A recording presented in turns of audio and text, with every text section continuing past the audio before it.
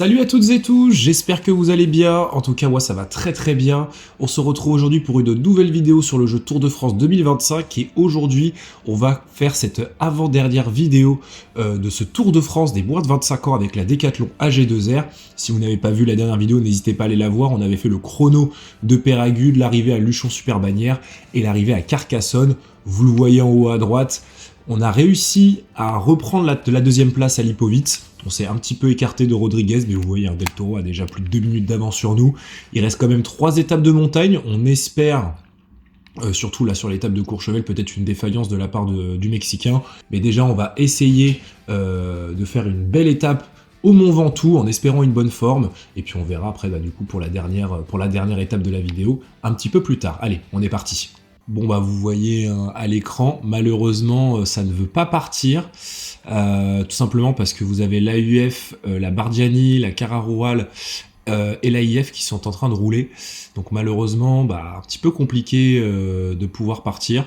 Il y avait aussi l'Intermarché qui a aussi tenté, mais vous voyez, je pense qu'à mon avis je vais me relever parce que c'est en train de rouler à fond, et ça sert à rien, ou alors pas me relever, mais au moins comme depuis quelques kilomètres, je ne passe plus. J'ai essayé de rouler avec les autres, mais vous voyez, ils sont tous en train de lâcher les uns après les autres. De base, on était 9, là on est plus que 6. Même Paré Peintre a lâché, et ça par contre c'est pas bon pour lui. Mais par contre, là je vois, ils sont à 1 minute et ça n'attaque pas. Ça n'attaque pas, et depuis le kilomètre 0, on est parti. Donc je pense qu'à mon avis, ça va pas changer grand chose. Il y a déjà pas mal de mecs qui ont été distancés. Donc on va voir ce que ça va donner. On va pas tarder à arriver au sprint intermédiaire et à la zone de ravitaillement. Et c'est à ce moment-là qu'on pourra voir ce que ça donne. Bon, et c'est enfin parti. Il y a un groupe de à peu près 8-9 coureurs qui est parti juste un petit peu avant le sprint intermédiaire, et du coup ça a fait rideau derrière, donc c'est parfait. Nous on est repassé sur Paul Sexas comme vous le voyez, tout simplement parce que Gotera n'est pas le meilleur grimpeur de l'équipe, il est en dessous des 70 montagnes, donc j'ai plus mis à l'avant au cas où, en cas de besoin, ou si ça va au bout, on sait jamais, mais il y a quand même du beau monde à l'avant, donc ça m'étonnerait. Nous ce qu'on va faire, c'est qu'on va se retrouver au pied de ce Mont Ventoux. Et on est rentré dans ces 20 derniers kilomètres de cette étape. Et c'est le moment justement où on rentre dans ce Mont Ventoux. Là on est sur les premiers kilomètres un petit peu plats, là avant les gros pourcentages. Et ça va faire très mal. Là en plus on est en forme classique avec Paul Sexas, donc il va pas falloir se découvrir trop tôt. Va falloir faire attention. En tout cas, c'est un peu dommage parce que pas mal de mecs ont attaqué à l'avant, mais bon, ce sont des coureurs qui sont partis dans un deuxième temps, donc ils sont peut-être aussi un petit peu plus frais. Vous voyez, Steinhauser, Dalby, Le Serre, Guardegno, c'est que des mecs qui sont partis dans un deuxième temps. Donc c'est eux qui sont dans le bon coup et ils vont sûrement se jouer la victoire d'étape. En tout cas, dans le peloton, ça roule au train. Il va falloir maintenant faire le nécessaire. J'espère qu'il n'est pas en train de rouler tout seul. Après, j'ai envie de vous dire, c'est pas très très grave en soi. En tout cas, on va voir ce que ça peut donner. On va espérer que ça finisse par mettre en route, mais pas trop tôt, histoire qu'on n'ait pas non plus trop à se découvrir, alors que Van Envelt, lui, tente de partir de loin. Il voit que ça ne roule pas, et il va tenter sa chance. Van Envelt, je crois qu'il est 10e, et forcément, je crois que devant, il y a quand même des coureurs qui peuvent être dangereux pour lui, notamment Steinhauser. Donc il fait bien de rouler. On est dans les pourcentages bien plus difficiles, et vous voyez, ça a accéléré. On est à peine une trentaine, on est moins d'une trentaine dans ce peloton maillot jaune. Mais c'est en train de se regarder un petit peu, c'est pas plus mal. Et ouais, il y avait 4 minutes, il y a encore pas si longtemps que ça, il y a plus qu'1 minute pour Steinhauser. Alors que Van Envelt est en train d'amener Gotera, mais je pense pas qu'il va tenir. Je pense même pas qu'il arrivera au Chalet Reynard. Ils sont juste devant. On va lui dire de nous attendre. Ça nous fera toujours un coéquipier de plus. Et quand je vois la taille de la barre, je vois qu'il reste encore un peu plus de 10 km. Même un peu plus de 11.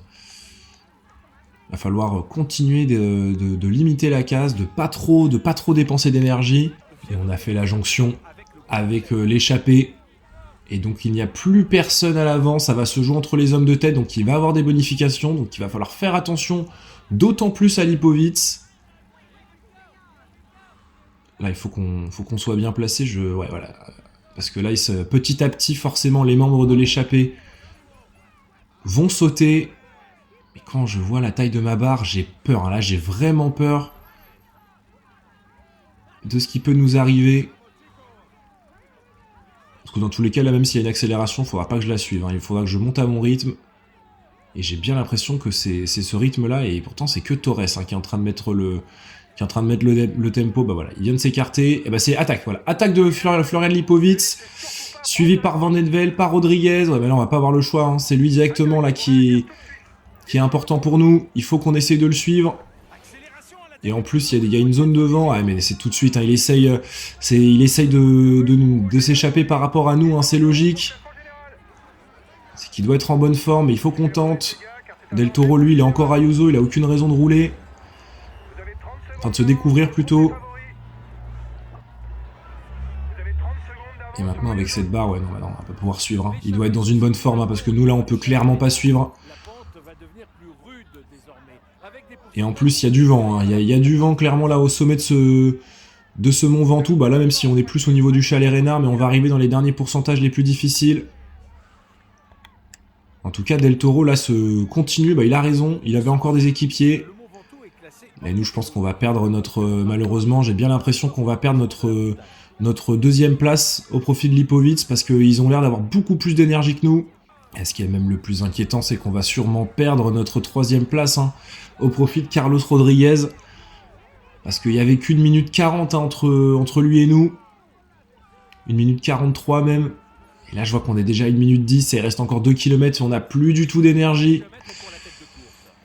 Ah, ça s'annonce, ça va être compliqué. Hein. Va falloir se découvrir sur les 2 prochaines étapes de montagne. Parce que là, on va perdre gros. On va perdre très très gros. Ah, en plus, je l'avais dit, il fallait pas que je suive et j'ai suivi malheureusement.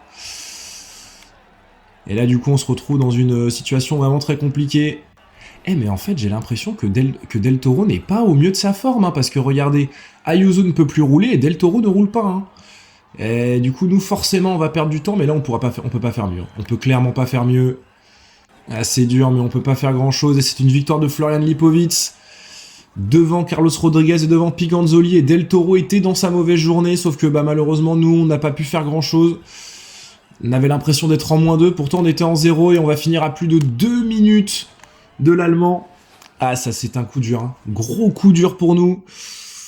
Ah là là, bah au classement on va même perdre notre podium pour l'instant au profit de Carlos Rodriguez. On va aller voir les résultats finaux, mais c'est vraiment pas sur la bonne journée qu'on se fait distancer comme ça par l'Espagnol et l'Allemand, mais bon.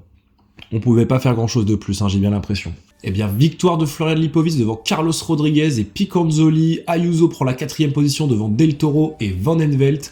Et vous voyez en plus, bah voilà, en fait c'était ça. Hein. Lipovic, Rodriguez, Picanzoli étaient en pic de forme. Del Toro était en mauvaise forme. Et nous, on était en forme classique. Et malgré ça, on a quand même perdu 40 secondes sur le Mexicain. Nous on fait 7ème derrière Van Envelt et devant Vauclin et Castrillo, et c'est Martinez qui prend la 10e position.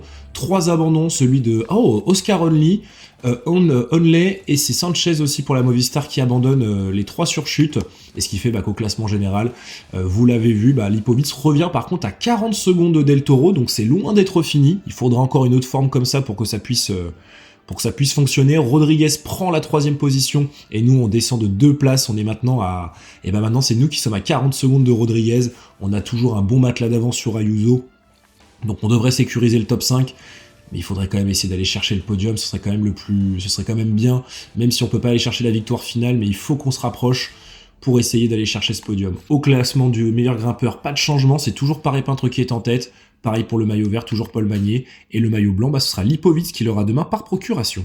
Deuxième étape de cette vidéo, l'étape entre Bolène et Valence, étape de sprint. Honnêtement, on va essayer pourquoi pas de tenter un top 10 avec Goodmutstadt, mais on va pas plus se découvrir que ça, aucun intérêt. Il y a l'étape après là qui arrive juste après du col de la Lose, donc il faut garder un max d'énergie. Et c'est sur cette étape-là que tu auras plus 2, mais pourquoi le jeu? Pourquoi tu me fais ça? Oh là là, c'est trop, le coup dur. Ah, ça c'est dur pour nous, hein, malheureusement, le plus 2 maintenant qui sert absolument à rien. Et bien sûr, c'est Goodmutstadt qui est en 0, écoutez, on va essayer On va essayer de faire quelque chose avec Goodbenchtad, mais là, il y a de la déception. Ah, là, je suis dégoûté. Mais bon, c'est comme ça. Donc, on va se retrouver dans les derniers kilomètres en espérant pouvoir faire un petit résultat avec le sprinter norvégien. Et on est dans les 10 derniers kilomètres de cette étape. Je ne vous ai rien montré, tout simplement parce qu'il ne s'est rien passé. Il y a eu 2 coureurs échappés à l'avant qui ont été repris à peu près à 25 km de l'arrivée. J'ai pas eu l'impression qu'il y ait eu de chute. Donc, bah écoutez, ça va se jouer au sprint comme prévu. Il n'y avait pas de vent non plus. Comme vous pouvez le constater. Donc, eh ben, écoutez, on va se placer tranquillement dans les premières positions et essayer avec notre sprinter de faire le meilleur résultat possible. On est en 0. Il y a sûrement des sprinters qui se sont déjà fait, qui ont déjà été hors délai, ça c'est sûr. Donc il faut espérer, maintenant il faut espérer simplement être bien placé, être dans les bonnes roues. Et allez, les 3 derniers kilomètres. C'est en train de les trains de sprint sont en train de remonter petit à petit avec leurs sprinters. Nous on est bien placés, on est dans les premières positions au niveau de Brennan, au niveau d'Olaf Koy. Allez, là ils sont en train de ils ont une vitesse que moi je n'ai pas. On va reculer un petit peu, le temps de pouvoir démarrer. Allez, ça va être parti. Ça va être parti pour le sprint, attention à pas se faire gêner, on va essayer de passer au milieu, il faut déborder, ah, mais il va nous manquer un peu d'énergie encore une fois, et ça va être une victoire de Paul Penouet cette fois-ci. Victoire de Groupama FDJ, je crois devant Paul Magnier. Nous on vient chercher sur un top 10, peut-être un top 5. Ah, je suis peut-être parti un petit peu tôt, mais on a fait ce qu'on a pu. Franchement, avec un 0, c'est pas plus mal. Et victoire de Paul Penouet devant Paul Magnier. Warren Scholl prend la 3e position devant Laurens Pitty et Goodbenchtad qui vient faire une belle 5e place. Olaf Koy prend la 6e position devant Bittner et Michels, et Conforti et Arnaud Delis prennent la 9e et 10e place. Il n'y a pas eu d'abandon comme je vous l'ai dit, ce qui fait qu'au classement général, pas de changement. Pareil pour le maillot à pois, le maillot vert c'est pareil, seulement une petite remontée là de Paul Penouet, mais sinon rien de plus. Et pareil, pas de changement au maillot blanc et pour la meilleure équipe. Dernière étape de cette vidéo, l'étape entre Vif et le col de la Lose, c'est l'étape reine de ce Tour de France. On va passer par le col du Glandon, le col de la Madeleine et on finira du coup par le col de la Lose. Alors pas le versant qui avait été emprunté il y a 2 ans ou 3 ans sur le Tour de France, là c'est l'étape qui avait été remportée par Félix Gall. C'est un autre versant qui est tout aussi difficile, enfin un petit peu moins difficile, mais qu'il est tout autant. Donc l'objectif maintenant, on le sait, hein, c'est d'essayer de récupérer notre podium au profit de Carlos Rodriguez. Ça me semble un peu compliqué d'aller titiller Lipovic et Del Toro, à moins que il faut espérer un plus 2 comme hier, mais bon, on se sait, ça risque d'être compliqué. Malheureusement, le jeu ne voulait pas. Malheureusement, le jeu ne veut pas qu'on aille chercher ce podium. C'est un -1 aujourd'hui. Ah, c'est dur, mais c'est comme ça. Hein. C'est le jeu, c'est le côté aléatoire. Donc, écoutez, on va essayer d'envoyer quand même Gotera à l'avant, parce qu'il est quand même en +1, donc on sait jamais. Et puis, on va se retrouver directement dans le premier col de la journée. Et on est dans ce col du Glandon. 22,4 km à 5,1% de pente moyenne. Vous le voyez en haut à gauche, l'échappée est déjà bien partie. Un gros groupe de 27. Gotera a pu prendre l'échappée. Bon, je ne le fais pas rouler, clairement. Il y a un groupe avec énormément de monde, notamment du Heutebrooks, du Steinhauser, du Berkmoos. Il y a Baudin aussi. Enfin bref, je ne vais pas tous vous les faire, mais il y a quand même du très beau monde. Donc nous, on va rester tranquillement dans les roues. On va pas jouer... les points de la montagne avec Gotera. On va dire qu'il est surtout là si jamais on a besoin de lui à un moment donné, parce que l'étape va être très difficile, et en sachant que, vous le voyez, hein, Stone Mittet et sa maladie ne s'est pas améliorée, donc il va falloir être solide. Bon, j'ai fait relever notre très cher collègue Gotera, parce que vous le voyez en haut à gauche, ils ne sont plus que 11, ils étaient même quasiment plus que 5 à un moment donné. Vous voyez, attention, c'est en train de péter un petit peu au fur et à mesure. Il n'y a que des gros noms devant, enfin voilà, de vrais purs grimpeurs qui sont à l'avant, donc Gotera a été lâché très très tôt, donc je lui ai dit de se relever. Pour qu'il nous rejoigne, c'est pas très très grave, on va faire 100 personnes à l'avant, c'est comme ça. Et en plus il y a plus de 10 minutes d'avance, c'est là où je me dis est-ce que j'aurais pas essayé de partir avec quelqu'un d'autre, mais bon, vu que Paul Sexas c'est encore bien placé, impossible de laisser autant de temps à une échappée aussi s'il y a le 4ème du classement général, donc bon, pas trop de regrets. Et puis écoutez, hein, vu que maintenant on a récupéré tout le monde, que vous avez vu le classement de ce premier grimpeur. On va se retrouver directement dans la deuxième ascension du jour, et le col de la Madeleine. Et on est dans ce col de la Madeleine, 19,3 km à 7,9% de pente moyenne. Le peloton est en train de rouler un petit peu plus vite là, on a augmenté le rythme. Dans ce groupe on est encore un peu plus de 110, donc ça va sûrement péter de toute façon d'ici la fin de ce col. Il y a encore pas mal de sprinters. Ils sont plus que 7 à l'avant, et l'écart est en train de diminuer au fur et à mesure. Donc pas sûr que ça aille au bout, on verra bien. Ça dépendra de l'avance qu'il y a au pied du col de la Loze, mais même au pied du col, même si on a 10 minutes, vu la montée et vu le nombre de mètres de dénivelé positif sur la journée, je suis même pas sûr qu'avec 10 minutes ça suffise pour aller au bout. On verra bien, c'est encore un peu plus de 50 km, donc on verra à ce moment-là. Mais en tout cas, nous on va monter tranquillement avec Paul Sexas. Et ça y est, on est dans ce col de la Loze, 26,2 km à 6,3% de pente moyenne. Comme je l'ai dit, un petit peu moins dur que l'autre versant qui avait été escaladé par le Tour de France il y a quelques années. Mais c'est quand même 26 km à 6%, avec les 5-6 derniers kilomètres qui sont très irréguliers et qui vont faire très mal aux jambes. Donc là, l'objectif avec ce -1, bah, clairement, ça va être de monter à notre rythme. On va pas suivre les accélérations. Si Lipovic, Carlos Rodriguez et compagnie décident d'y aller, bah, ils iront. Là, cette fois-ci, je me ferai pas avoir comme l'étape précédente. On va monter tranquillement à notre rythme. Alors que ça... Est-ce que ça attaque? J'ai bien l'impression. Hein. Est-ce que ça attaque devant ou ça roule juste? Non, c'est Garofoli qui roule pour le CR, peut-être. Je sais pas trop pour qui ils roulent d'ailleurs, parce qu'ils n'ont pas de leader au classement général. Peut-être pour se jouer la victoire d'étape, je ne sais pas, mais en tout cas, nous on suit, on est en queue de peloton.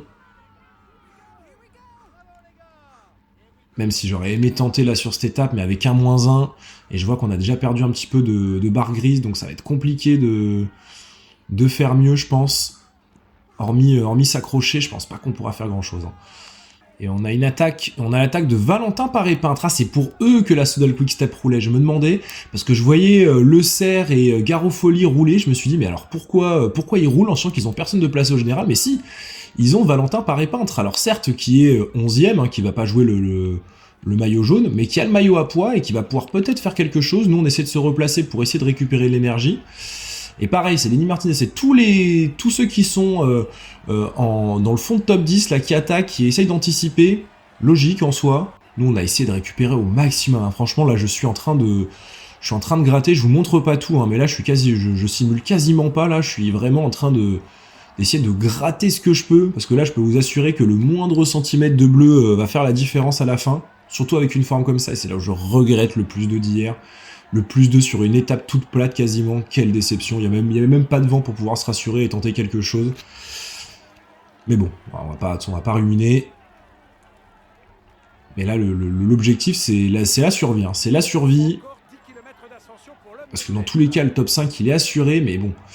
Il y a quand même encore une étape, il y aura quand même une étape encore de montagne lors de la prochaine et dernière vidéo de la série. Mais j'ai l'impression que, de toute façon, quand ça va accélérer, j'ai quand même bien l'impression que ça va pas aller au bout hein, pour l'échapper, parce que il y a certes Steinhauser qui était le plus fort, hein, très clairement, avec Heutebrooks, mais j'ai l'impression que ça va revenir très très vite, parce qu'il ne roule pas, enfin l'écart ne grandit pas quand on est quasiment à 50, et ouais, dès que ça roule fort, même déjà on a du mal à suivre, dans un premier temps, mais surtout, l'écart fond énormément, et là nous on est en train de se faire distancer bêtement. Alors, attention quand même, hein, parce que après ça va être difficile de les rattraper. Ah là là, on est en train de se faire lâcher, hein. On se fait lâcher, on n'a plus personne, et on n'a absolument plus personne. Et là on est avec Lipovic, hein. Alors, vous savez quoi, non, alors toi, il est hors de question que je te donne le moindre relais. Certes on va monter à notre rythme, mais il est hors de question de l'avoir dans les roues. Et en soi, bah ouais, mais en soi il n'y a plus personne, hein. Et en soi, il n'y a plus personne. Là, il y a Carlos Rodriguez qui est avec Del Toro et Ayuso à l'entame de ces 10 derniers kilomètres. On va prendre notre gel. Ah bah, finalement, il va revenir sur nous, hein, l'Allemand. Bah, nous, on va se mettre dans sa roue. Et on va suivre son rythme. Et on va pas tarder à rentrer dans ces 5 derniers kilomètres.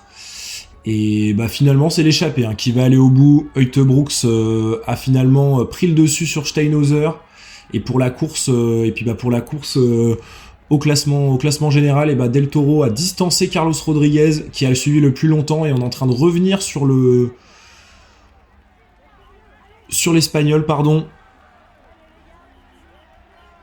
Et nous maintenant, bah, l'objectif ça va être, sur cette étape, ça va être de limiter la casse. Hein. Je pense qu'on va pas reprendre de temps sur eux.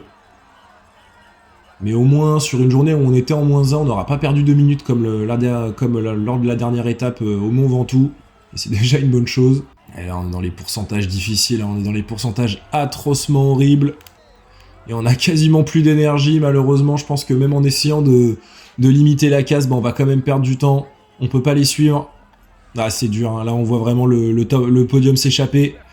Après en soi, on va dire que c'est un petit peu logique, hein, même si on était peut-être au même niveau que Carlos et que Lipovic, bah, ils avaient quand même une équipe bien plus forte. Et peut-être qu'ils ont mieux géré aussi, hein, ils ont peut-être mieux géré leur meilleure forme, donc malheureusement on va pouvoir avoir des regrets, mais pas tant que ça non plus. Hein. J'ai l'impression qu'on a fait vraiment le maximum, et c'est une victoire, vous l'avez vu, une victoire d'Uijtdebroeks devant Steinhauser et Castrillo. Del Toro vient prendre la 4e position et va probablement conserver son maillot jaune, pendant que nous on est malheureusement à la dérive, hein, mais c'était prévu, c'était évident. Et on va finir très très loin, à plus d'1 minute de Carlos Rodriguez, à plus d'1 minute 30 de Florian Lipovic. Et c'est comme ça, hein. Bah, c'est à une fin de tour pas comme je l'espérais, mais malheureusement j'ai pas l'impression qu'on pouvait faire grand chose de plus. Hein. Et bien victoire de Kyan Uijtdebroeks devant Steinhauser et Castrillo. Del Toro prend la 4e position devant Van den Velt et Lipovic. Valentin Paré-Pointe prend la 7e place devant Carlos Rodriguez et Pickering. Et nous on complète le top 10 à plus de 4 minutes 22 du vainqueur du jour et surtout à plus de quasiment à 3 minutes de Del Toro, à quasiment à 2 minutes de Lipovic. Malheureusement, on n'a pas pu faire grand-chose. 3 abandons aujourd'hui, 2 sur chute et 1 par Ordeles, ce qui fait qu'au classement général, on est toujours 4e, mais cette fois-ci, on est à plus d'1 minute 40 de Carlos Rodriguez, à plus de 4 minutes de Lipovic et quasiment à 6 minutes de Del Toro. Malheureusement, je pense qu'on ne pourra pas aller chercher le podium, sauf si demain, lors de la prochaine vidéo, on aura une excellente forme. Mais malheureusement, là, vous le voyez, même au niveau des formes, hein, Del Toro était en bonne forme, les deux en forme classique et nous en mauvaise forme. Malheureusement, ça n'a pas tourné en notre faveur. Et donc, avec quasiment 2 minutes d'avance, à moins, encore une fois, d'un pic de forme de Lipovic et d'une mauvaise forme de Del Toro. Del Toro devrait s'imposer, donc on verra bien ça lors de la prochaine vidéo. Au classement du meilleur grimpeur, c'est Uijtdebroeks qui va remporter ce maillot, qui finalement, Valentin Paré-Pointe, lui, n'était pas à l'avant, et donc n'a pas pris de points. Uijtdebroeks, là, va aller récupérer ce maillot à poids. Le maillot vert, pas de changement. Au maillot des jeunes, encore une fois, pas de changement. Tout comme le classement par équipe. Et bien voilà, c'est tout pour cette vidéo, j'espère qu'elle vous aura plu. Bon, malheureusement, c'est pas mon gameplay le plus glorieux, mais bon, ça arrive, hein, c'est comme ça, entre les mauvaises formes, et puis je pense des collectifs qui étaient un petit peu plus forts que nous.